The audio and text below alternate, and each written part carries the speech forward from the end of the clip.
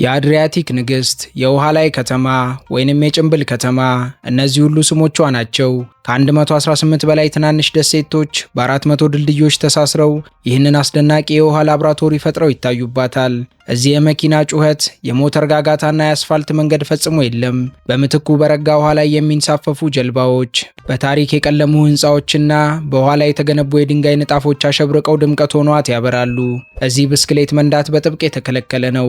ይህች ከተማ በሰው ልጅ ታሪክ ውስጥ ከተፈጠሩ እጅግ አስደናቂ የኪነ ጥበብና የምህንድስና ውጤቶች አንዷ ናት። እብነ በረድ በውሃ ላይ የሚንሳፈፍባት፣ ታሪክ በድንጋይ ላይ የተጻፈባት፣ እያንዳንዱ ሕንፃ፣ እያንዳንዱ ድልድይና እያንዳንዱ የውሃ ቦይ የራሱ የሆነ ሚስጥር የያዘባት ከተማ። ዛሬ ዓለም ሲሰነባበት የሚጠቀመውን ቻው የሚለውንም የስንብት ሰላምታ እንካችሁ ብላ የለገሰችን ይህች ከተማ ናት። እዚህ መንገዶች ፈሳሽ ናቸው፣ ተሽከርካሪዎች ጀልባ ናቸው። ሕይወትም እንደ ውሃ የራሱ የሆነ ሪትም አለው። ነዋሪዎቿም ጎንዶላ በተባለ የጀልባ ዝርያ እየተጓዙ የዕለት ተዕለት ሕይወታቸውን ያሳልጣሉ። በዓለም ላይ ካሉት እጅግ ጠባብ ጎዳናዎችም አንዱ የሆነው ካሌታ ቫሪስኮ የተባለው ባለ 53 ሴንቲሜትር መንገድም እዚህ ይገኛል። ክብራትና ክብራን እንኳን ወደ ቬነስ ከተማ በደህና መጣችው። ዛሬ እኛና እርሶ በሰሜናዊ የጣሊያን ክፍል ላይ ተገኝተን በሰው ልጅ ታሪክ ውስጥ ከተፈጠሩት እጅግ አስደናቂ የኪነ ጥበብና የምህንድስና ውጤቶች ውስጥ እንደ አንዷ የሆነችውን ትንግርት ከተማ ቬኒስን እንጎበኛለን። በቆይታችንም ከጥንታዊ አጀማመሯ አንስቶ እስከ ዘመናዊው አኗኗሯ፣ ከሚስጥራዊው ታሪኳ እስከ አስደናቂው ኢኮኖሚዋ ድረስ የዚህችን የፍቅር ከተማ መስተጋብር እንቃኛለን። እርሶም በውሃ ላይ የቆመችውን ከተማ ለመተዋወቅና እንዲሁም ለወደፊት የተጋረጠባትን ፈተና ለመታዘብ ቻናላችንን ሰብስክራይብ እያደረጋችሁ አብራችሁን ቆዩ።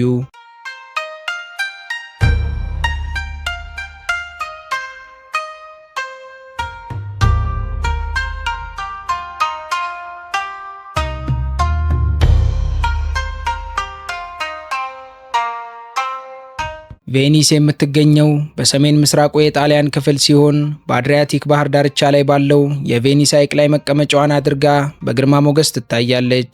አብዛኞቹም ቬኒስን ከሰማይ ሆነው ሲመለከቷት በሰፊ ውሃ ላይ የተኛች ግዙፍ አሳን ትመስለናለች ይላሉ። ነገር ግን ወደ ታች ወረድ ብለን ስንመለከት ነገሩ የተለየ ነው። ከተማዋ በአጠቃላይ በ118 ትናንሽ ደሴቶች ላይ የተዘረጋች ስትሆን እነዚህ ደሴቶች በ177 ቦዮች ወይም ካናሎች ተለያይተው በ400 ድልድዮች እንደገና ተገናኝተው ይታዩባታል። ዋናው የከተማዋ ክፍልም በመኪና መንገድ አይገናኝም። ብቸኛው የመጓጓዣ መንገድም በእግርና በጀልባ ብቻ ነው።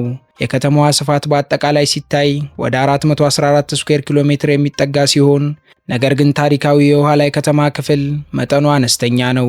እዚህ መሬትና ውሃ ተቃራኒዎች አይደሉም፣ ይልቁንም ተባባሪዎች ናቸው። ዋናው የመጓጓዣ መንገድ ግራንድ ካናል በመባል ይታወቃል። ይህ በኤስ ቅርጽ የተጠማዘዘ ግዙፍ የውሃ መንገድ ከተማዋን ለሁለት ከፍሎ ያልፋል። ለቬኒስ ነዋሪዎች ይህ ካናል እንደ ዋና አውራ ጎዳናቸው ነው። ከተማዋም ውብና ልዩ ናት። እርግጥ ነው በዓለም ላይ እንደነ ፓሪስ፣ ለንደን፣ ኒውዮርክ ያሉ ቆንጆ ከተሞች አሉ። ነገር ግን እንደ ቬነስ ያለ የለም። ለምን ካሉኝ ትንሽ ይጠብቁኝና ላጫውቶት። የቬነስ የምህንድስና ጥበብ ከተገነባችበት ዘመንና ከምህንድስና ቴክኖሎጂዋ አንጻር የተለየ ነው። ከተማዋም የተገነባችው ረግረጋማ በሆነ አፈር ላይ ነው። ግንበኞቹ ይህንን ለመቋቋም በሚሊዮን የሚቆጠር የኦክና የጥድ ዛፍ ግንዶችን ወደ ጭቃ ውስጥ በመትከል በላዩ ላይ የድንጋይ መሰረት አንጥፈው ነው የገነቧት።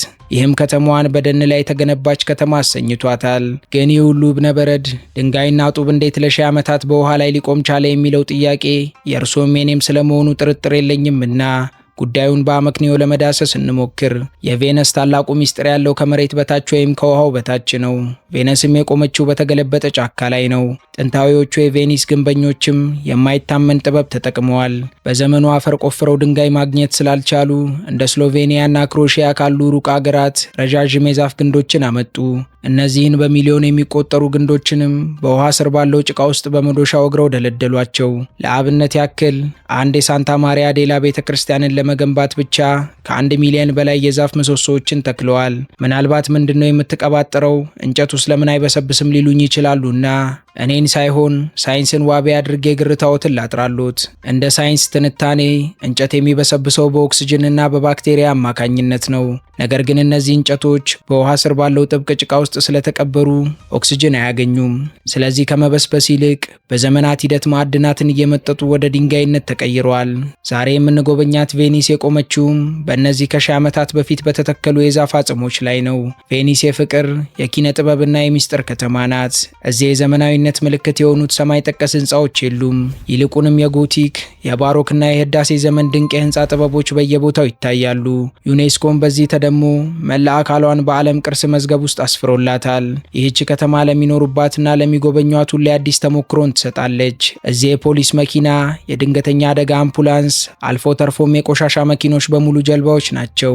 የከተማዋ እያንዳንዱ ጥግ፣ እያንዳንዱ ቤትና እያንዳንዱ ድልድይ የራሱ የሆነ ታሪክ አለው።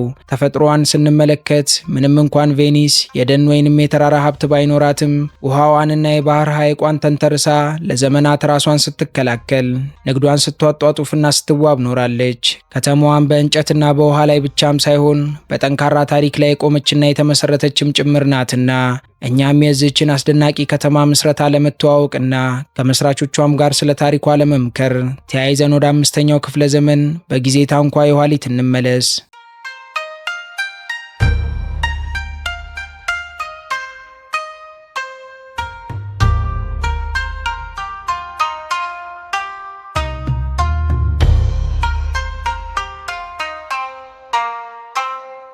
የቬኒስ ታሪክ የሚጀምረው በጀግንነት ሳይሆን በፍርሃትና በስደት ነው። በ5ኛው መቶ ክፍለ ዘመን የሮም ግዛት እየፈራረሰች ነበር።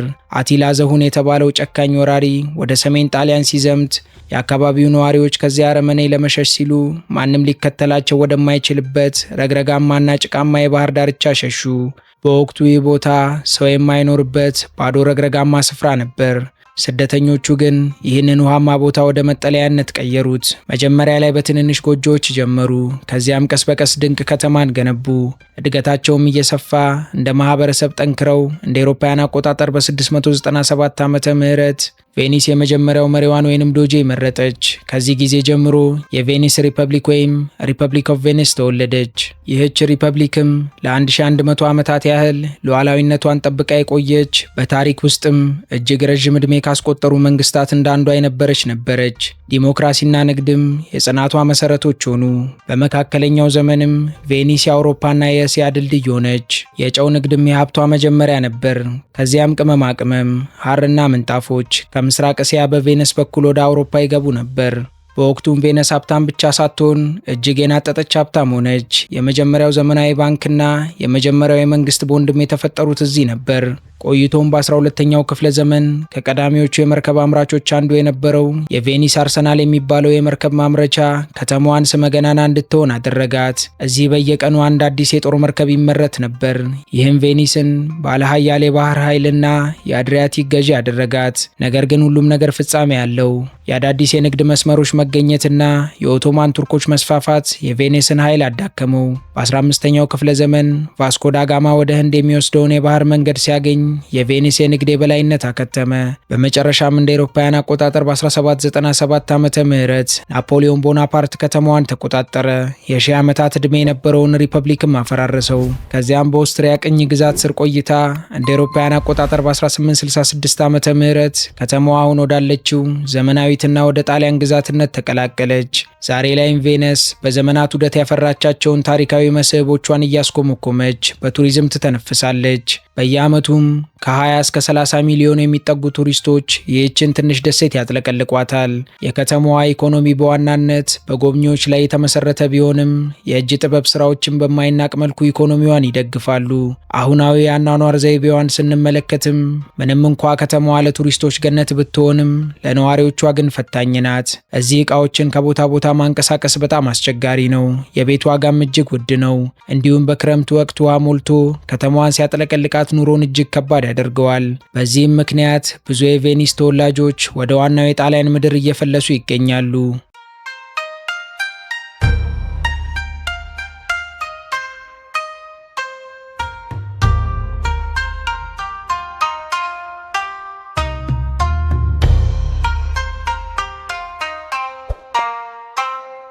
የቬኒስ ባህል ልክ እንዳወቃቀሯ ልዩ ነው። እዚህ ኑሮ የሚለካው በእግር ጉዞና በጀልባ ነው። የቬኒስ ሰዎች ቬኒሺያንስ ይባላሉ። በዕለት ተዕለት ሕይወታቸውም በጣሊያንኛ ብቻ ሳይሆን የራሳቸው በሆነው የቬኒስ ቋንቋም ይነጋገራሉ። የከተማዋ ትልቁ ድግስ የቬኒስ ካርኒቫል ሲሆን ይህን እውነት ተከትሎም በየዓመቱ በየካቲት ወር ከተማዋ በቀለማት ታብዳለች። ሰዎችም ጥንታዊና ያሸበረቁ ጭንብሎችን አጥልቀው የድሮ ዘመን ልብሶችን ለብሰው አደባባዩን ይሞሉታል። ይህ ካርኒቫል በጥንት ጊዜ ድሆችና ሀብታሞች ማንነታቸውን ደብቀው እኩል የሚዝናኑበት መንገድ ነበር። ቬኒስ የባህር ዳርቻ ከተማ እንደመሆኗ የባህር ምግቦች እዚህ የገበታ ንጉሥ ናቸው። በተለይ ቺኬቲ የተባሉትን ትናንሽ ምግቦችን ከወይን ጠጅ ጋር በመጠጥ ቤቶች ውስጥ መመገብ የሚዘወተር የቬኒሺያን ልማድ ነው። ቀደም እንደጠቀስነው የከተማዋ ዋና ኢኮኖሚ መሰረት ቱሪዝም ሲሆን፣ ነገር ግን ቱሪዝም ለከተማዋ ነዋሪዎች በሁለት በኩል ስለት ያለው ሰይፍ ሆኖባቸዋል። እንዴት ያሉኝ እንደሆን ከተማዋ በየዓመቱ ከ30 ሚሊዮን በላይ ቱሪስቶችን ታስተናግዳለች። ይህ ለኢኮኖሚው ጥሩ ቢሆንም ከከተማዋ አቅም በላይ በመሆኑ የነዋሪዎችን የዕለት ተዕለት ኑሮ አስቸጋሪ አድርጎባቸው ይስተዋላል። ግን ደግሞ ከተማዋን ያለ ቱሪዝም ማሰብ አይቻልም። ጥናቶች እንደሚያሳዩትም ከከተማዋ ኢኮኖሚ ውስጥ ከ65 በመቶ እስከ 70 በመቶ የሚሆነው ገቢ የሚመነጨው ከቱሪዝምና ተያያዥ አገልግሎቶች ላይ ነው። ሆኖም ቬኒስ የቱሪስት መዳረሻ ብቻ አይደለችም። በአቅራቢያዋ በሚገኘው ማርጌራ በተባለው የኢንዱስትሪ ዞን ውስጥ የኬሚካል፣ የነዳጅና የመርከብ ግንባታ ኢንዱስትሪዎች አሉ። ኢንዱስትሪዎቹም ለከተማዋ ኢኮኖሚ ወደ 22 በመቶ ገደማ ድርሻ አላቸው። በተጨማሪም ቬኒስ በጥንታዊ የእጅ ጥበብ ስራዎቿ ትታወቃለች። በተለይም የሙራኖ መስታወትና የቡራኖ ዳንቴል ስራዎች በዓለም ዙሪያ ተፈላጊ የሆኑ የቅንጦት ምርቶች ናቸው። እነዚህ ምርቶችም ወደ ተለያዩ የዓለም ሀገራት ይላካሉ። ምንም እንኳን የኑሮ ውድነት ከፍተኛ ቢሆንም የቱሪዝም ፍሰቱ የከተማዋን ነዋሪዎች አማካኝ ገቢ በጣሊያን ካሉት ከፍተኛ ደረጃዎች ተርታ እንዲሰለፍ አድርጎታል። እኛም ዛሬ በቬኒስ ከተገኘን አይቀር ለከተማዋ ደጀን የሆኑትን አለኝ ብላ በቱሪስቶቿ ፊት የምታቀርባቸውን አስደናቂ መዳረሻዎቿን ዞር ዞር እያልን ላስቃኛችሁ።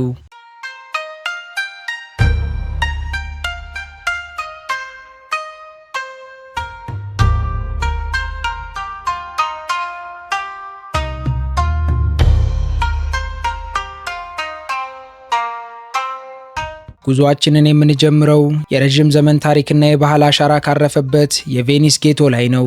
ይህ ስፍራ እንደ አውሮፓውያን አቆጣጠር በ1516 ዓመተ ምህረት የተመሰረተ ሲሆን በዓለም የመጀመሪያው ጌቶ ወይም የአይሁድ መኖሪያ ሰፈር በመባል ይታወቃል። እኛም እዚህ ደርሰን ጠባብ ግን በታሪክ የታጨቁ መንገዶችን እያቋረጥን የድሮ አይሁዳውያን ምኩራቦችንና ባለ 5 ፎቅ ሕንፃዎችን መመልከት እንችላለን። እነዚህ ሕንፃዎች በቦታ እጥረት ምክንያት ወደ ላይ የረዘሙ ሲሆኑ የሕዝቡን የኑሮ አኗኗር ታሪክ በጸጥታ እየተረኩልን እንጎበኛቸዋለን። በተጨማሪም እዚህ የታሪክ ሙዚየሙን እየጎበኘንና በአይሁዳውያን ባህላዊ ምግብ ቤቶች ውስጥ ጣፋጭ ምግቦችን እየቀመስን ልዩ የሆነ መንፈሳዊና ታሪካዊ እርካታን መቋደስ እንችላለን። ከታሪኩም ከምግቡም ጠግበን ስናበቃ ደግሞ የከተማዋ የደም ስር ወደ ሆነው ወደ ታላቁ ቦይ ወይንም ግራንድ ካናል ይዣችሁ ልሂድ። ይህ ቦይ ቬኒስን እንደ እባብ ተጠምጥሞ የሚያቋርጣት ዋና የውሃ መንገድ ሲሆን የከተማዋ ሕይወት የሚዘወርበት የልብ ምት የሆነ ቦታ ነው። እዚህ በግራና በቀኝ ከ13ኛው እስከ 18ኛው ክፍለ ዘመን ባሉት ጊዜያት የተገነቡ ሕንፃዎች ውበታቸው በውሃ ላይ ሲያንጸባርቅ ማየት እጅግ አስደናቂ የሆነ የጉብኝት ልምድን ይሰጣል። እኛም እዚህ በቫፖሬቶ ወይንም የውሃ አውቶቡስ ከሆነልንም በግል ጀልባ በመሳፈር የውሃ ላይ ጉዞን እያጣጣምን የከተማዋን ስነ ህንፃ ማድነቅ እንችላለን። የውሃ ጉዞአችንን ስንጨርስ ደግሞ በእግሮቻችን የአውሮፓ የመቀመጫ ክፍል ተብሎ ወደሚጠራው የቅዱስ ማርቆስ አደባባይ ወይንም ሴንት ማርክ ስኩዌር እናቅና። ይህ አደባባይ የቬነስ ማህበራዊ፣ ሃይማኖታዊና ፖለቲካዊ ማዕከል ነው። እዚህ ግርማ ሞገስ የተላበሰውን የቅዱስ ማርቆስ ባሲሊካ በወርቅ ከተለበጠ ጣሪያውና በውስጡ የያዘውን ውድ የጥበብ ስራዎች ጋር አብረን እንመለከታለን። በተጨማሪም በአደባባዩ ላይ ያሉትን እርግቦች እየመገብን በጥንታዊ ካፌዎች ውስጥ ቁጭ ብለን ቡና መጠጣትና በቀጥታ የኦርኬስትራ ሙዚቃን በማዳመጥ ለነፍስ ልዩ የሆነ መረጋጋትን ገንዘብ ማድረግ እንችላለን። ከሙዚቃው እርካታ በኋላ ደግሞ ከአደባባዩ ቀጥሎ በምናገኘው የቬኒስ ሪፐብሊክ ኃይልና ግርማ ሞገስ ማሳያ የሆነውን የዶጅ ቤተ መንግስት መጎብኘት እንችላለን። ይህ ህንፃ በጎቲክ የሥነ ህንፃ ጥበብ የተገነባ ሲሆን ለዘመናት የቬኒስ መሪዎች ወይንም ዶጆች መኖሪያና የመንግስት መቀመጫ ነበር። በውስጡ በወርቅ ያጌጡት ጣሪያዎቹ፣ ግዙፍ የስብሰባ አዳራሾቹና ታዋቂ ሰዓሊዎች የሰሯቸው ስዕሎቹ የከተማዋን የቀድሞ ብልጽግና እየመሰከሩ ይታዩበታል። እኛም በኪነ ህንፃው ተደንቀን ስናበቃ የሳይ ድልድይ የሚባለውን ታዋቂ ድልድይ በማቋረጥ ወደ ጥንታዊ እስር ቤቶች በመግባት እስረኞች ከውጭው ዓለም ጋር ሲሰናበቱ ይሰማቸው የነበረውን ስሜት በምናብ መጋራት እንችላለን። የእስረኞቹን ትውስታ ተጋርተን ስናበቃ ደግሞ ወደ ሚስጥራዊው የሳን ዛካሪያ ቤተክርስቲያን መቃብር እንጓዝ። ይህ ቤተክርስቲያን በውሃ የተሞላ ሚስጥራዊ መቃብር ያለው ሲሆን የጥንት የቬኒስ ዶጆች ወይንም መሪዎች ያረፉበት ስፍራ ነው። ይህ ስፍራ የውሃው መስታወትነት የድንጋይ አምዶቹን ሲያንጸባርቅ የሚፈጥረው እይታ እጅግ አስፈሪና በተመሳሳይ ጊዜም አስደናቂ ነው። እኛም በቦታው መንፈሳዊነትንና የሞትና የሕይወት ሚስጥርን አስታውሰንበት እንመለስበታለን። ቀጥለንም ቤተክርስቲያኑን ተሰናብተን ወደ የቬኒስ የባህር ኃይል ማዕከል ወደ ሆነው የቬኒስ አርሰናል እንጓዝ። ይህ ስፍራ በጥንት ጊዜ መርከቦች የሚመረቱበትና የቬኒስን የባህር ኃይል የበላይነት ያረጋገጠ ግዙፍ የኢንዱስትሪ ኮምፕሌክስ ነበር። መዳረሻው በአንድ ወቅት በዓለም ላይ ትልቁ የኢንዱስትሪ ስፍራ የነበረ ሲሆን ዛሬ ላይ የኢንዱስትሪ ማዕከልነቱን ለትላንት ትቶ የታሪክ ምስክርነትን እየሰጠ ይገኛል። እኛም እዚህ ተገኝተን በመዘዋወር የጥንት የመርከብ ግንባታ ቴክኖሎጂንና የባህር ኃይል ታሪክን እንማራለን። እንዲሁም የአርሰናልን ግዙፍ በሮችና ግንቦችን ማድነቅም ማንም የማይቀማን ክንውናችን ነው። በቬኒስ አርሰናል የታሪክ ጥማችንን በከፊል ካረካን በኋላ ወደ ሙዚየሞችና የጥበብ ጋለሪዎች በመዝለቅ የቬኒስን የጥበብ ሀብት መቃኘት እንችላለን። እዚህ እንደነ ፒጌ ጉጋንሃይም እና እንደ ጋለሪያ ዴል አካዳሚያ ያሉ ስፍራዎች የዘመናዊና የጥንታዊ ጥበብ ስራዎችን ይዘዋል። ቲሺያን፣ ቲንቶሬቶና ቬሮኔዝ የተባሉ ታላላቅ ሰዓሊዎች የሰሩት ድንቅ ስዕሎችም እዚህ ይገኛሉ። የጥበብ አፍቃሪ ከሆንም በእያንዳንዱ የብሩሽ ምት ውስጥ ያለውን ስሜትና ታሪክ በማንበብ እንደመማለን። የጥበብ ነገር አንዴ ከያዘ አይለቅምና እንደምንም ስዕሎቹን ተሰናብተን የቬኒስ ውበቱን ወደሚያጎሉት ድልድዮች እንሻገር። የቬኒስ ከተማ ከ400 በላይ ድልድዮች ያሏት ሲሆን ከእነዚህ ድልድዮች መካከልም የሪያሊቶ ድልድይ ጎልቶ ይታያል። ይህ ድልድይ በታላቁ ቦይ ላይ የተዘረጋ ጥንታዊ የድንጋይ ድልድይ ሲሆን የከተማዋ ምልክትም ጭምር ነው። እኛም በድልድዩ ላይ ቆመን ጀንበር ስትጠልቅ የሚፈጠረውን አስደናቂ እይታ ፎቶ በማንሳትና በዙሪያው ያሉትን ሱቆች በመጎብኘት ማራኪ ጊዜ ማሳለፍ እንችላለን። ነገር ግን ቬኒስ የለመድናቸው መጓጓዣዎች ጥቅም የማይሰጡባት ከተማ ናትና ይህንን ሁሉ ውበቷን ይበልጥ ለማጣጣም ጎንዶላና ቫፖሬቶ ላይ መሳፈር ግድ ይለናል። ጎንዶላ የቬነስ ባህላዊ የፍቅር ምልክት የሆነች ጠባብ ጀልባ ናት። በከተማዋ ጎንዶሌሮች ወይም ቀዛፊዎች እየቀዘፉ በጠባብ ቦዮች ውስጥ ሲወስዱት የከተማዋን ድብቅ ውበት ከውሃው ወለል ላይ ሆነው ይመለከታሉ። ቫፖሬቶ ደግሞ እንደ የውሃ አውቶቡስ የሚያገለግል ሲሆን ከቦታ ቦታ ለመንቀሳቀስና የከተማዋን ሰፊ እይታ ለማግኘት ምቹና ተመራጭ ትራንስፖርት ነው። ቬኒስን በደንብ በትራንስፖርቶቿና በእግር ዙሪያ ገባዋን ከቃኘን በኋላ ደግሞ በመጨረሻም የቬኒስን ዋና ከተማ ለቀን ወደ አጎራባሽ ደሴቶች እናቅና። እዚህ እንደነ ቡራኖና ቶርቼሎ ያሉ አስደናቂ መዳረሻዎች አሉ። ሙራኖ በብርጭቆ ስራዎቿ፣ ቡራኖ በቀለማት ባሸበረቁ ቤቶቿና በዳንቴል ስራዎች፣ እንዲሁም ቶርቼሎ በጥንታዊ ታሪኳ ተለይተው ይታወቃሉ። እኛም በእነዚህ ቦታዎች ተገኝተን በሙራኖ የመስታወት አሰራር ጥበብን በቀጥታ መመልከት፣ በቡራኖ ደግሞ ከቀለማት ቤቶች ፊት ቆመን የማይረሳ የፎቶ ጊዜን ማሳለፍ እንዲሁም ከቶርቼሎ ታሪክን በመማር የማይረሳ ትውስታን መሸመት እንችላለን። ቬኒስ ማለት ድንጋይና ውሃ ብቻ አይደለችም፣ በሰው ልጅ ጥበብና በተፈጥሮ መካከል የተደረገ ስምምነት ማሳያ ናት። ከጌቶ የጽናት ታሪክ እስከ ሙራኖ የብርጭቆ ጥበብ፣ ከዶጅ ቤተ መንግስት ግርማ እስከ ጎንዶላ የፍቅር ጉዞ፣ እያንዳንዱ እርምጃ አዲስ ትርክትን ይተርካል። የቬኒስ ጉዞ አይንን በውበት፣ አይምሮን በታሪክ፣ ልብን ደግሞ በማይጠገብ ትዝታ የሚሞላ የህይወት ዘመን ስጦታ ነው።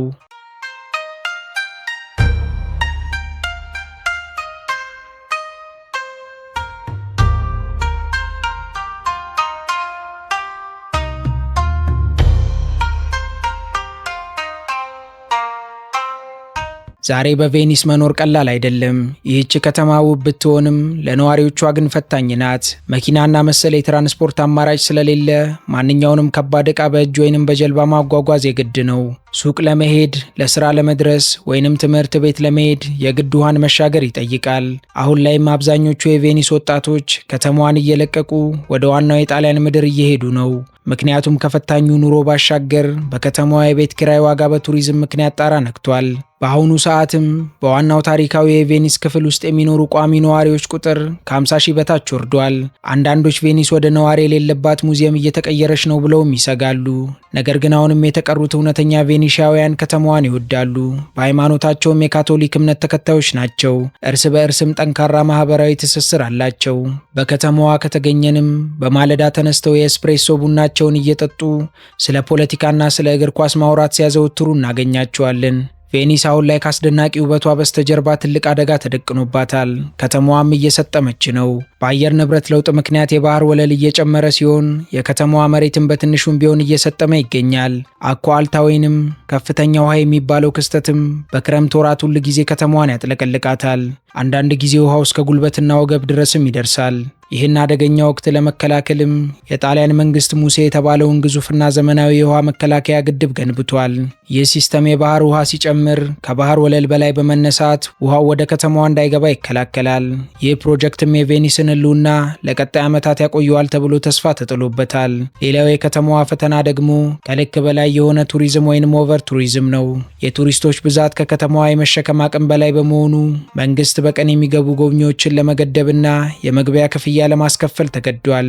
እንዲህም ሆኖ ግን ከዓለም ዙሪያ ያሉ ቱሪስቶች የሙጥኝ አለቅም ብለው በየቀኑ ከታሪኳና ከውበቷ ለመቋደስ ይተሙባታል። ቬኒስ በውሃ ላይ የተጻፈች ግጥም፣ በድንጋይ ላይ የተገነባች ህልም የምትመስል ከተማ ናት። ከታሪኳ ጥልቀት እስከ ህንፃዎቿ ውበት፣ ከካርኒቫል ጩኸት እስከ ቦዮቿ ጸጥታ፣ ይህች ከተማ የሰው ልጅ የፈጠራ አቅም ማሳያ ናት። ተፈጥሮ ልታጠፋት ብትሞክርም የሰው ልጅ ጥበብ ግን በዘመናት መሃል አቆይቷታል። ቬኒስን መጎብኘት ማለት ቦታን ብቻ ሳይሆን ጊዜን መጎብኘትም ማለት ነው።